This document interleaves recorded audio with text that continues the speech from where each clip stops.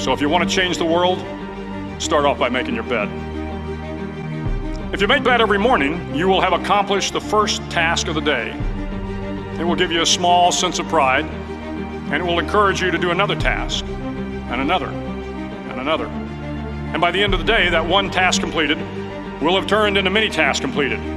Making your bed will also reinforce the fact that the little things in life matter. If you can't do the little things right, you'll never be able to do the big things right. And if by chance you have a miserable day, you will come home to a bed that is made, that you made. And a made bed gives you encouragement that tomorrow will be better. To pass SEAL training, there are a series of long swims that must be completed. One is the night swim. Before the swim, the instructors joyfully brief the students on all the species of sharks that inhabit the waters off San Clemente. They assure you, however, that no student has ever been eaten by a shark, at least not that they can remember. But you are also taught that if a shark begins to circle your position, stand your ground. Do not swim away. Do not act afraid. And if the shark, hungry for a midnight snack, darts towards you, then summons up all your strength and punch him in the snout, and he will turn and swim away. There are a lot of sharks in the world.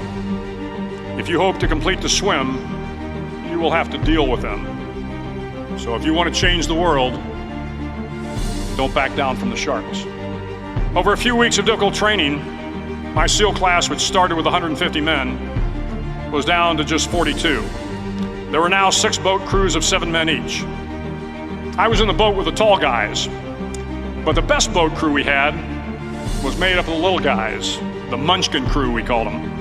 No one was over 5'5". The Munchkin boat crew had 1 American Indian, 1 African American, 1 Polish American, 1 Greek American, 1 Italian American, and 2 tough kids from the Midwest. They out-paddled, outran, and outswam all the other boat crews.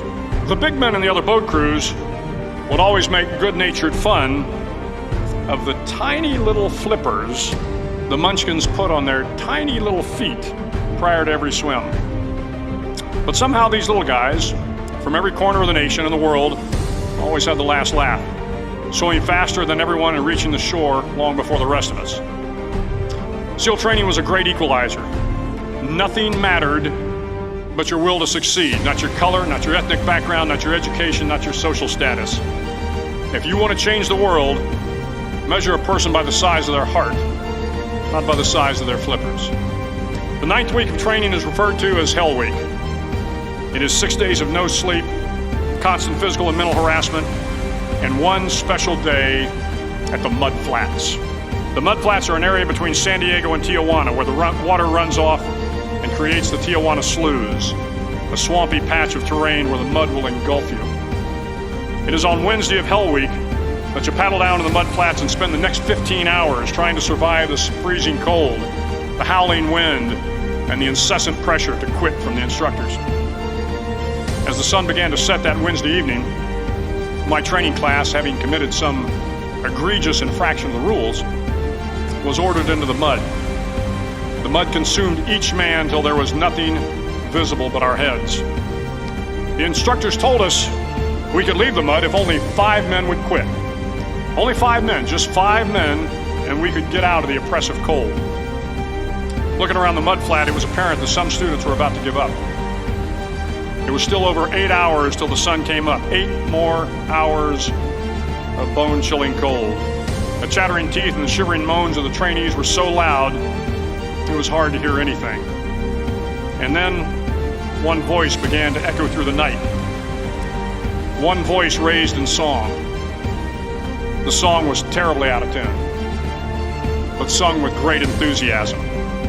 One voice became 2, and 2 became 3, and before long, everyone in the class was singing.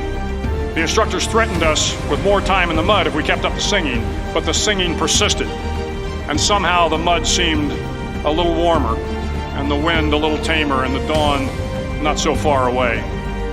If I have learned anything in my time traveling the world, it is the power of hope.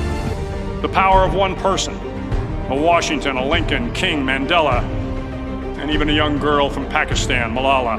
One person can change the world by giving people hope. So if you want to change the world, start each day with a task completed.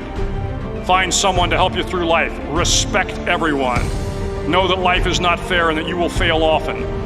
But if you take some risks, step up when the times are the toughest, face down the bullies, lift up the downtrodden, and never ever give up. If you do these things, the next generation and the generations that follow will live in a world far better than the one we have today. And what started here will indeed have changed the world for the better.